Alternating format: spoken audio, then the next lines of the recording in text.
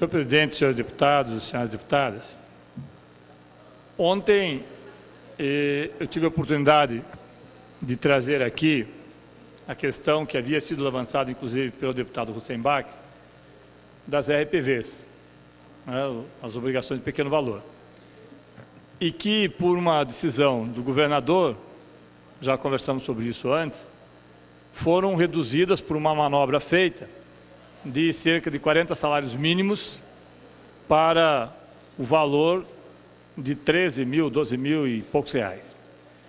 Uma das alegações, senhores deputados, dadas para que isso ocorresse, inclusive pelo secretário da Fazenda, é que nós teríamos, no ano que vem, 2 processos ou 3 processos em andamento e que redundariam numa soma de perto de 300 milhões de reais, o que, de certa forma, traria para o governo do Estado uma dificuldade muito grande em saldá-lo. Essas requisições de pequeno valor foram alteradas, inclusive, por um decreto do governador. Nós ontem apresentamos, com a assinatura de vários deputados, mas pela Comissão de Direitos Humanos, nós apresentamos aqui um decreto para que seja anulado, um decreto legislativo para que seja anulado o decreto do governador. E eu recebi, professor Tercílio, uma correspondência do Sindsaúde, onde o Sindsaúde cita o caso e diz o seguinte: o Sindsaúde vem executando judicialmente diferenças decorrentes do não pagamento por parte do Estado do Paraná de vencimentos que foram sonegados por anos dos seus servidores. Essas diferenças deveriam ter sido pagas, e não o foram, há muitos anos pelo Estado, conforme reconheceu o próprio Poder Judiciário do Estado do Paraná em decisão definitiva no processo de conhecimento. Entretanto, não é possível nem o Sindsaúde nem o Estado do Paraná, nesse momento, afirmar que com qualquer margem de segurança, quais são os valores em jogo nessas execuções individualizadas, até porque praticamente, isso é importante que fique ressaltado, senhores deputados, todas elas ainda estão sob júdice. E mais ainda, na execução, estão sob júdice na execução, já que o Estado do Paraná tem ingressado em todas as ações com embargos e posteriormente recurso ao Tribunal de Justiça e depois ao Supremo Tribunal Federal. Por essa razão, qualquer valor anunciado nesse momento é meramente especulativo e irreal. Faço um parênteses aqui. Nós já tínhamos, no dia em que saiu o decreto do governador, nós já tínhamos dito isso. Inclusive, a própria OAB também se manifestou nesse sentido, dizendo que não é possível que você possa especular o valor sem saber se esse processo já transitou em julgado ou não, coisa que não aconteceu ainda. Mais ainda, com menos razão se pode falar, segue a nota do Sindsaúde, que as execuções dessas ações irão impactar o orçamento do Estado de 2015 ou mesmo 2016, já que, como já tem dito, praticamente nenhuma delas transitou em julgados, estando dependendo de decisão de instâncias superiores. No conjunto das execuções ajuizadas, há grande variedade em seu trâmite, existindo várias em fase processual inicial e em outras em fase intermediária, de modo que é altamente improvável que seu desfecho ocorra neste ano ou mesmo no ano que vem. Dentro dessas execuções individuais, há inúmeras que ultrapassam o limite de 40 salários mínimos, de maneira que, independentemente desse debate sobre a redução do teto da RPVs, entrariam na fila do precatório do Estado. Por isso, senhores deputados, aí segue a nota, afirmando que não há como se saber se serão pagos no orçamento de 2015 ou no orçamento de 2016, e segue, deputado Rasca, Vossa Excelência tem acompanhado esse debate, dizendo exatamente aquilo que Vossa Excelência colocou aqui. O Estado está usando de um artifício, está usando junto à população, eu diria que um terrorismo econômico, quando diz que se não baixasse a RPV, teria que pagar 450 milhões de reais no ano que vem, sabendo, aliás, este ano e ano que vem, sabendo que as ações certamente serão, até por dever do Estado, da Procuradoria, serão objeto de recurso no Supremo Tribunal. Sabemos, deputado Hélio, que o Supremo Tribunal, Superior Tribunal de Justiça, nas demandas que chegam, não tem tido, por razões diversas, uma celeridade no processo. Nós temos ações de precatórios que vêm do governo Requião, que não foram pagas. Nós temos ações de precatório que vêm do primeiro governo, do governador Richa, que não foram pagas. Ações que estão tramitando há 12, 15 anos. Pessoas, algumas inclusive, que faleceram e não receberam seus valores. Valores, alguns maiores, alguns menores, mas o que protegia as pessoas que tinham valores abaixo de R$40 mil é justamente, ou o que protegeu nesse tempo todo, é justamente a lei que foi editada e que o governador Requião entendeu que deveria ser o valor de 40 salários mínimos o pagamento para obrigações ditas de pequeno valor, que não teriam, as requisições de pequeno valor não teriam necessariamente que entrar nas filas dos precatórios. Creio que ao apresentarmos aqui o decreto legislativo, eu fiz um pedido ao líder do governo, o deputado Romanelli, deputado Romanelli, estou citando a nossa interlocução com a Vossa Senhoria, solicitando que pudesse conversar com a bancada de apoio do governo para que nós pudéssemos ter um entendimento sobre aqui o apresentado ontem decreto legislativo. Obviamente que não houve o tempo necessário, não houve a oportunidade para que Vossa Excelência pudesse fazê-lo. A mesma coisa o líder do PSC, e a gente, claro que respeita todos os prazos, faço um pedido a Vossa Excelência para que nós tenhamos celeridade na votação, para que nós tenhamos o discernimento que a Assembleia Legislativa fez um acordo, como já foi diversas vezes dito aqui, deputado Guto Silva, Vossa Excelência, deputado Russenbach, OAB, governador do Estado, presidente da Assembleia Legislativa, todos estiveram, a oposição, todos estiveram envolvidos num acordo onde a deputada Cláudia apartou no seu parecer, justamente naquele pacote que falava sobre o projeto do pacote fiscal, justamente o item que falava sobre as requisições de pequeno valor. E transformou num processo separado, que depois, por um entendimento coletivo, não tramitou, mas está aqui ainda. Faço um pedido a essa casa, aos líderes dessa casa, para que nós tenhamos a tranquilidade de não partidarizar esse processo e ouvir, e cada um e cada uma dos deputados, aqueles que são de Curitiba, são do interior do Estado, ouvir as suas bases, perguntar a elas o que elas acham desse processo, como elas veem o acordo que foi feito e que foi descumprido unilateralmente pelo governador do Estado, e que nós possamos votar esse processo aqui, não como um ato de afronta ou agravo ao governador do Estado ou ao secretário da Fazenda, mas como um ato de independência do Poder Legislativo. Nós não podemos, deputado Paulic, sermos surpreendidos com quebra de acordos depois de termos feito, todos nós, um imenso esforço para solucionarmos determinadas situações aqui. Nós sabemos que temos diferenças, nós temos visões diferentes, mas nós temos aqui alguns entendimentos que são a base, o deputado Traiano já fez referência a isso, são a base da Assembleia Legislativa. Os entendimentos feitos são para serem cumpridos. Não se é obrigado a fazer acordo. A partir do momento que se faz acordo, nós temos tido cuidado de cumpri-lo.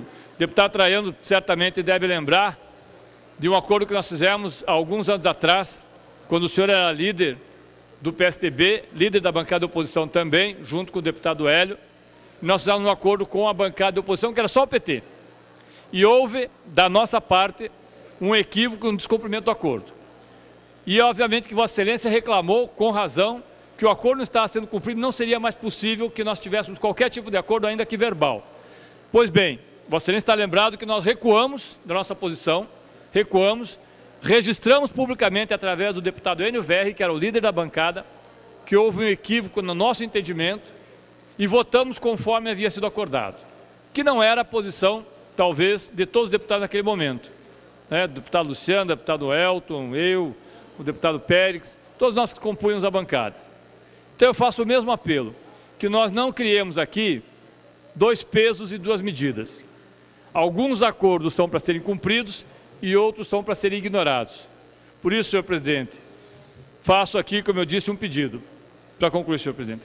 Deputado Tadeu, Nós não temos nenhum orador inscrito mais, então, portanto, se Vossa Excelência quiser já usar o horário da liderança da oposição, porque já na sequência é o seu horário. Ok, então, obrigado, senhor presidente. Pois não. Então eu faço aqui um apelo ao líder do governo, deputado Romanelli.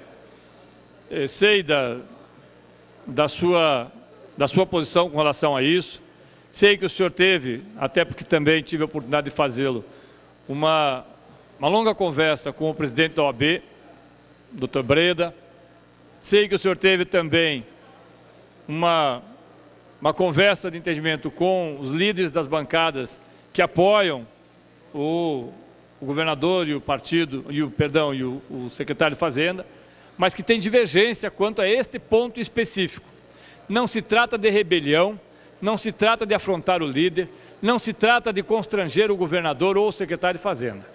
Não pretendemos que seja entendido dessa forma. Não se trata de fazer o desgaste A, B ou C. Trata-se de nós cumprirmos o que foi acordado aqui. Nós teremos mais 3 anos e 3 meses de mandatos.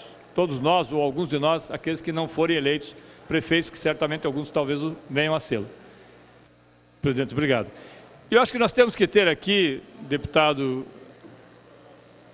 líder do governo, deputado Romanelli, um entendimento para que esse decreto possa tramitar.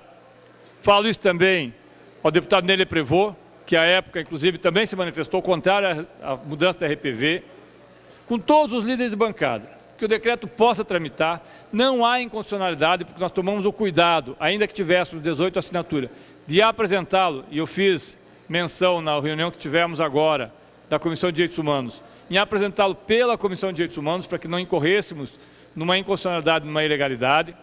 Mas não adianta nós trazermos para votação, na CCJ, se a deputada Cláudia der o parecer contrário. Não adianta, com o parecer favorável, trazê-lo a plenário, se nós tivermos aqui uma batalha aqui dentro. Eu creio, deputada Mara Lima, que é mais ou menos como Vossa Excelência colocou ontem, quando falava das crianças e das mulheres que são vítimas de violência e muitas vezes exploradas. Há que se fazer um acordo com todos, para que todos tenham o mesmo entendimento. Foi o que Vossa Excelência falou ontem, daquela tribuna, e eu assisti o seu pronunciamento à noite, inclusive. E quero parabenizá-la por ter levantado principalmente o problema de tráfico de mulheres. Em outro momento, gostaria que nós, da Comissão de Direitos Humanos, pudéssemos conversar com a sua comissão. Penso que, da mesma forma que Vossa Excelência falou, nós também estamos fazendo um apelo para essa casa. Vamos conversar com o governador, ver se o governador não retira, ver se o governador não recua, ver se a gente não passa um processo doloroso de ter um confronto desnecessário, de votar e dar a impressão que a gente está querendo votar para afrontar o governo. Não é isso. Eu acho que a OAB, se não houver nada aqui nas próximas semanas, necessariamente terá que entrar com uma ação contestando o decreto do governador. E é ruim para nós isso.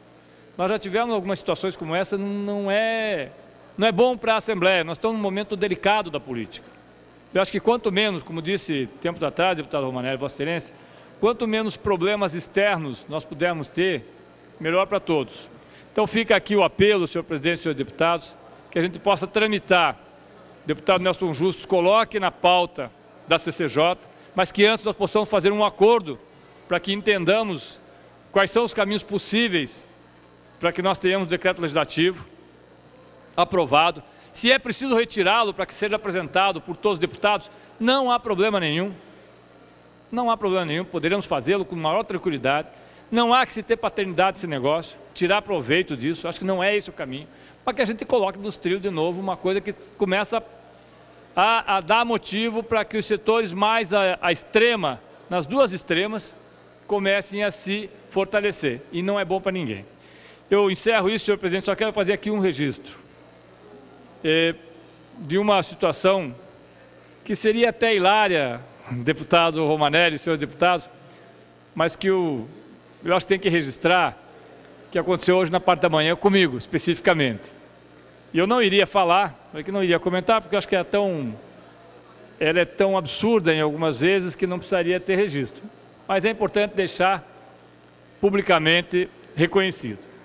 Os senhores sabem que todas as vezes tem havido manifestações em Curitiba, seja de quem for, no Paraná, no Brasil todo, eu tenho dito que nós reconhecemos todas as manifestações. Aliás, uma posição compartilhada com a maioria dos deputados.